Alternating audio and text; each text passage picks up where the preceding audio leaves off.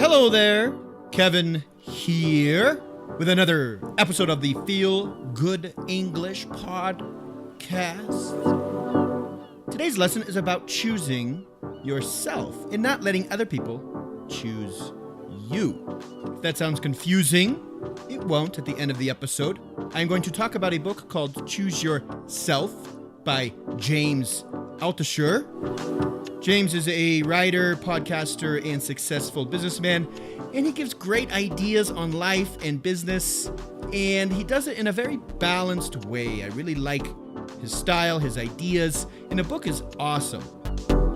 Today, some of the points I'm going to talk about are the decline of the American dream and why keeping up with the Joneses is becoming more and more difficult. Don't know what keeping up with the Joneses means? I'll tell you in this episode. He also talks about why this American dream system is broken in the first place.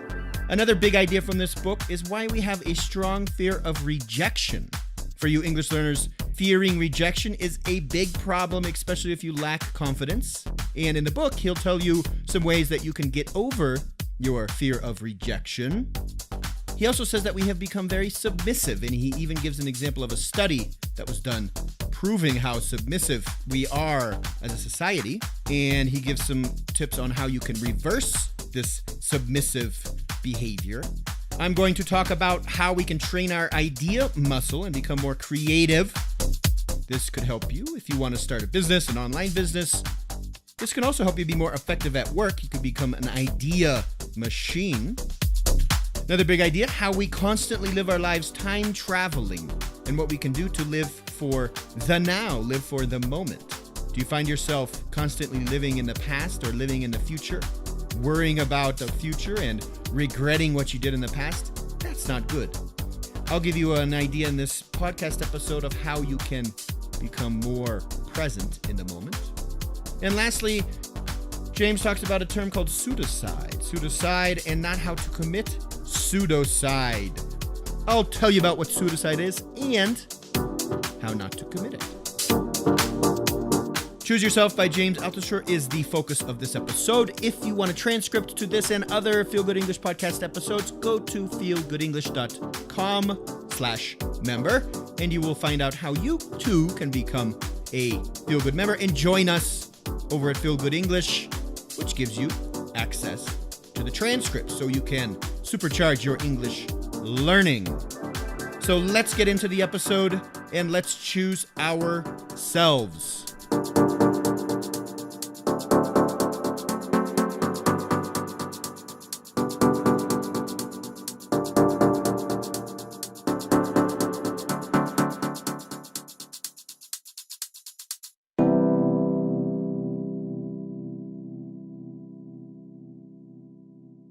So the first lesson I'm going to talk about from this book is how the American dream of a strong middle-class job and keeping up with the Joneses is over. It's almost the death of the middle class. I know it sounds strong, but the author proposes that at the end of World War II, until the global financial crisis in 2008, the population of the United States was living the American dream. Maybe you've heard this expression before, the American dream.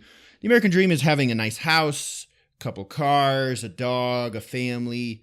You've seen images of that. After the war in Europe, a lot of women started working as well. So there'd be the father and the woman working, and they were working as hard as they could. Why? So they could make more money and spend it on nicer things. Bigger cars, bigger houses. But behind the shiny facade of the American dream was something sinister. There was a marketing strategy designed to get people to spend money. And it's lasted for decades and decades. And Americans were increasingly encouraged to express themselves with their cash, with their money, showing off their success by owning more stuff. And I can completely vouch for this as an American. Here, we buy a lot. We are a very consumer-based economy. It's surprising how often we spend money on things. You're driving down the street and you stop at a store real quick, a gas station or a convenience store, to buy something to drink. And by the way, there's a lot of sugary drinks here in the U.S., which I think is one of the main reasons. Americans are large people. But we don't really need anything to drink at the moment, but we just stop and we buy something. Americans love spending money on things. However, since the financial crisis in 2008, the American dream has come to an end. And this is from the book again, so there's differing opinions on this. But it is interesting to think about, and I have seen a change in this. It's not possible for everybody these days to have a good job. Even in the US, if you have a college degree, it doesn't automatically give you a good job. When my father was younger, in his 30s and 20s and 30s, he said you'd go to college, you'd get a job. That's it. You'd go to college and then you get a nice job and you'd make good money. This is changing in not only the US, but I think the world. Some countries are gaining benefits from this, which is great. Americans are outsourcing a lot of jobs to other countries. And that's a good thing, I think. On the other hand, here in the US, people are losing jobs, so they're going to have to rethink work. They're going to have to rethink what they do to make a living. So the American dream is over, but that's not necessarily a bad thing. Now we're moving into this era of personal freedom. According to the author, in the past, we were dependent on other people controlling our life. Your boss. You have a great job, but you have a boss. He controls your life. To succeed in the American dream, you needed someone else to choose you. And that's where the author came up with the title of the book, is Choose Yourself. Before, the boss would have to choose you. But now with this revolution, you could say, or this transition into the way economies function, is we now have the ability to choose ourselves. This is where the author talks about doing things online to make money. If you have a smartphone or a laptop with an internet connection, you can do so many different things. And you've seen this in people building businesses and building brands and building personal brands online. So if you're choosing yourself, you're avoiding falling into the trap of just chasing money. The basis of the American dream was the need to earn more and buy more. As long as you did what paid for your lifestyle, it didn't really matter what you did. If you were unhappy, it didn't matter. As long as you were working to pay for the things that you wanted, that's what counted. And I think that is quite depressing. And a lot of people still live this way, but it can't last forever. Just working and working and working just to pay for the things that you have doesn't bring true fulfillment. But according to the author, the new era is different. We have the freedom to do what we want. And if we want to make money doing it, great.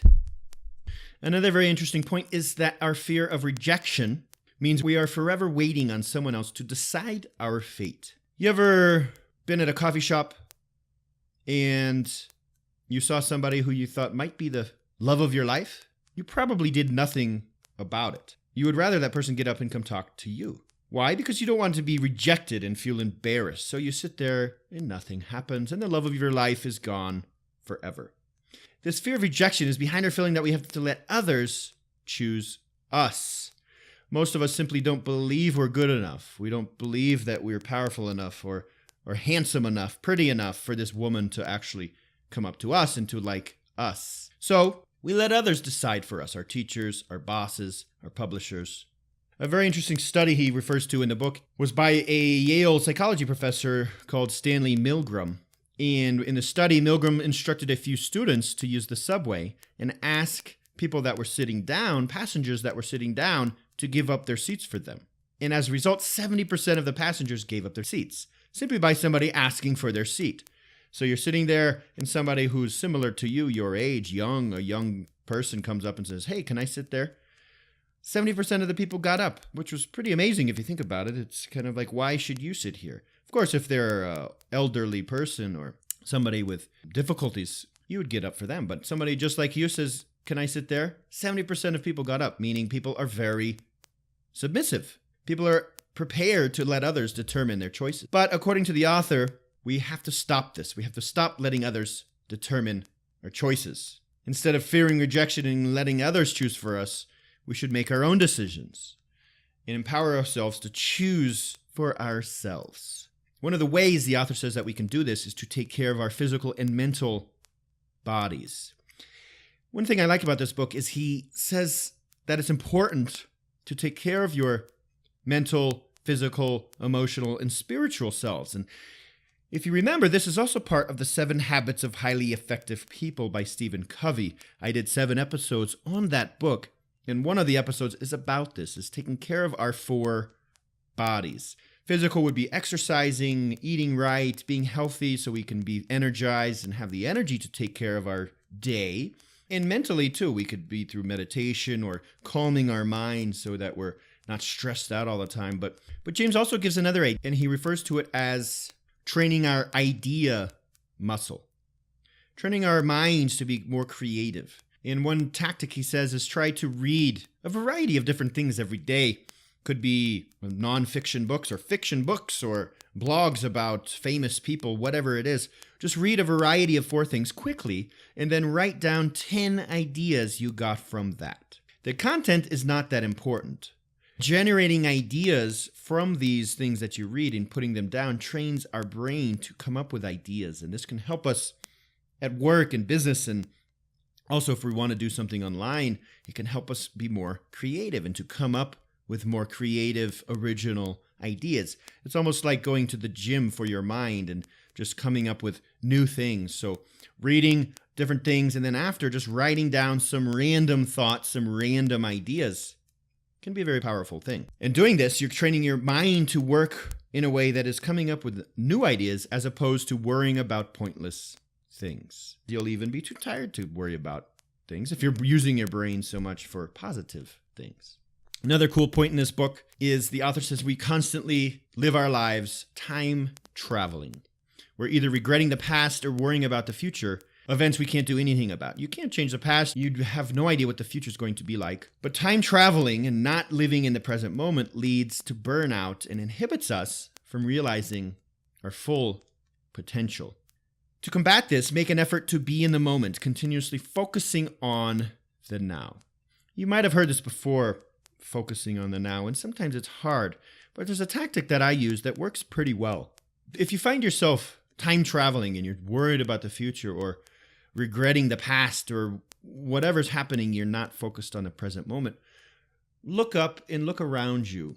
If you're in your office, look around you. What do you see? What's going on? Or if you're outside, look at the buildings, look at the trees, look at the birds, look at all the details, look at all of the little things that are going on around you and focus your attention on those things. This will bring your attention from the past or the future where it shouldn't be, and it should bring you to the present moment, give you a more healthy mindset, a more healthy attitude. And doing this will keep your mind rooted in the present and stop you from drifting toward the past or future.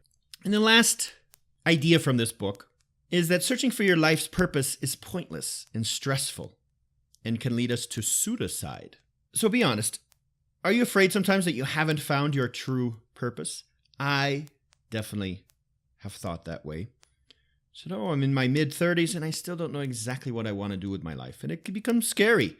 You know, sometimes I think I wish when I was 20 I knew exactly what I wanted to be. And for the next 30, 40 years, I could just focus on that one thing. According to the author, there's no reason to worry. Some of the world's most successful people didn't find their true purpose until much later in life. One of the examples he gives is Colonel Sanders. Maybe you've heard of Kentucky Fried Chicken, KFC it's also called. He didn't make a cent from his special recipe until he started franchising when he was already in his mid-60s. So Colonel Sanders, who left this legacy of unhealthy fast food, but anyway, didn't even start until he was in his late 60s. So the author suggests that stressing over your purpose is quite pointless. Some people will never find their purpose. And he says for that reason, it's far more important to enjoy yourself and your life and do work that makes you happy. Maybe you can do something on the side that makes you happy. We all need to work. We all need to make money.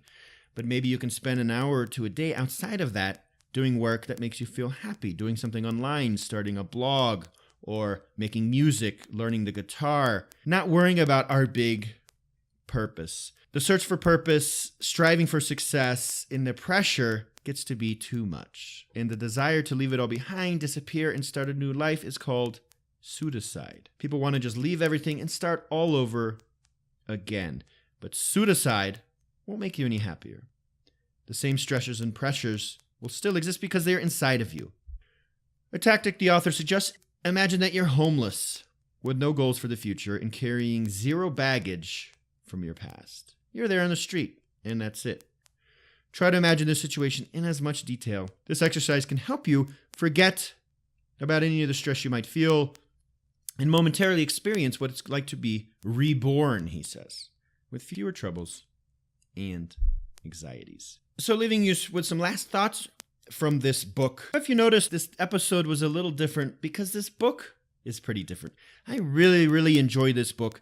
I did a course several months ago, and the students that signed up, I sent this book to them through the mail around the world because I like this book so much. And if you notice, it's kind of different ideas that aren't quite connected.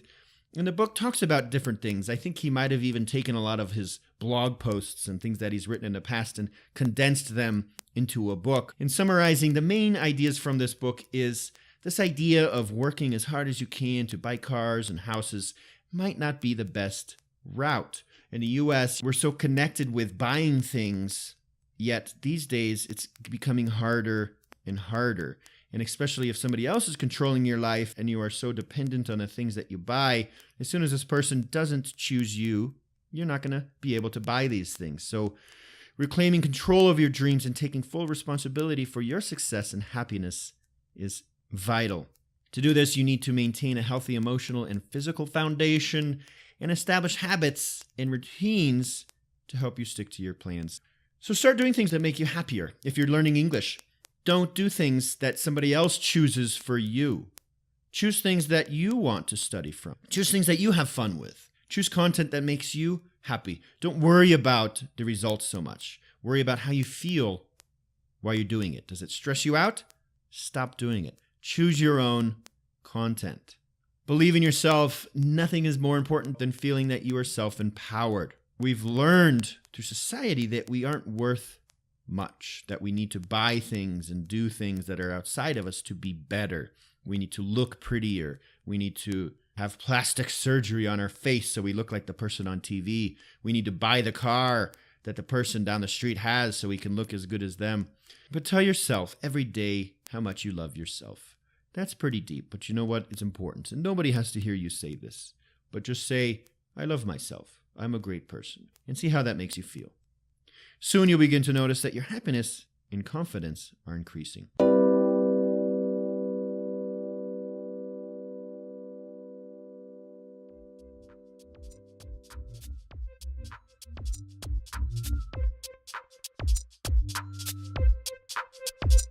So in the beginning of the episode, I talk about keeping up with the Joneses. So what does this mean? Well, first, Jones. Jones is a last name. John Jones or Bill Jones or Samantha Jones. It's just a very generic American name. It's actually not a real person.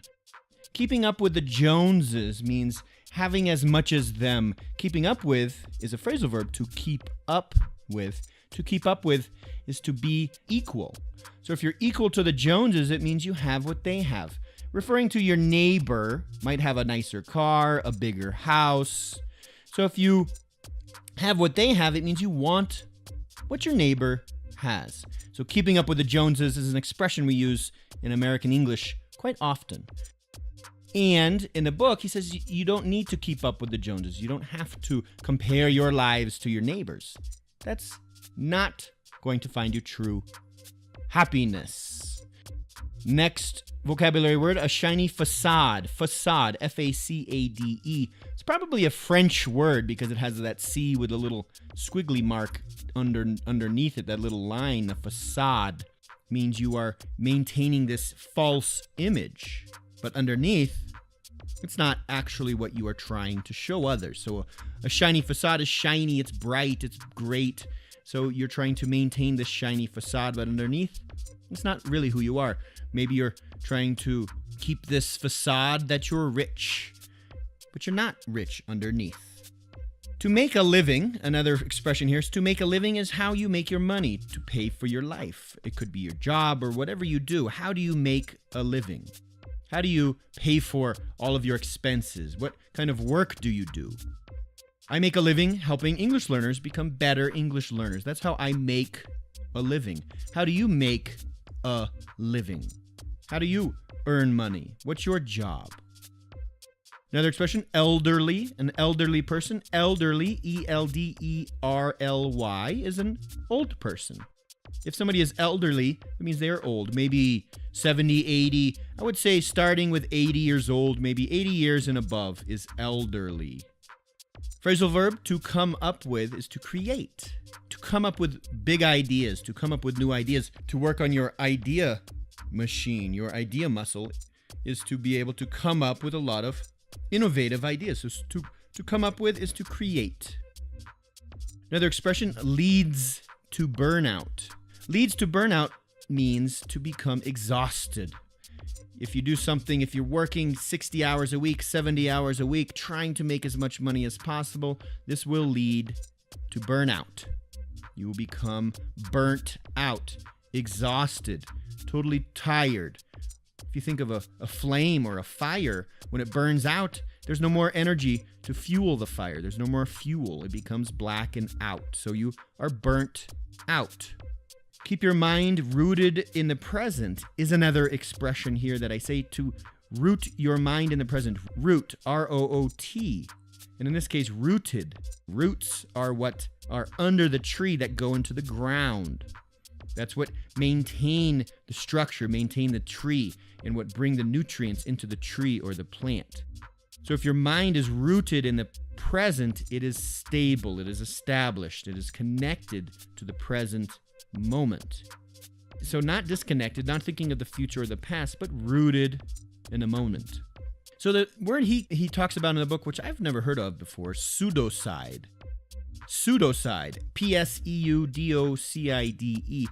Pseudocide is he talks about when you just want to quit everything you're doing and start a completely new life. You want to quit your job, move somewhere else, thinking that all of your problems will go away. But often that's not the case, because you still will have those internal issues and those internal problems inside of yourself, no matter where you go or what you're doing. So you have to work on yourself and maintain peace of mind and happiness and fulfillment, and deal with the issues inside of yourself, and not just think that if you cut all of the things going on in your life, all of your problems will go away. Don't commit pseudocide. Another great expression, carrying zero baggage. Baggage is like when you're traveling, your luggage, your baggage, your suitcases, that's baggage. If you carry baggage in this expression, and this using it as a metaphor, it means you have a lot of problems, a lot of issues that you carry with you that could interfere with your life. Or maybe you are dating a woman and you say, oh, she's got a lot of baggage. It means when you started dating her, she's coming with a lot of problems from her life, from maybe previous relationships. Maybe she has a lot of kids and an angry, aggressive ex-husband and doesn't have any money. And that's a lot of baggage that you have to deal with. Dealing with your problems means getting rid of, eliminating your baggage. And lastly, self-empowered. Self-empowered, giving yourself power. Being self-empowered means inside of yourself you have the power to make things happen. So learning and exercising and living in the moment and doing all these things he talks about will give you self-empowerment, will help you be more self-empowered to reach more successes in your life.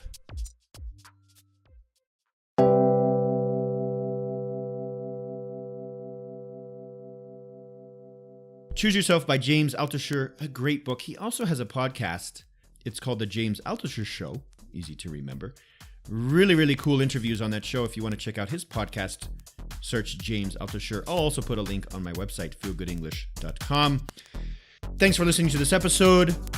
You can get free transcripts to this at feelgoodenglish.com/member by becoming a member. I want to make you feel good, so go there and feel good. And leaving you with a fat mama joke.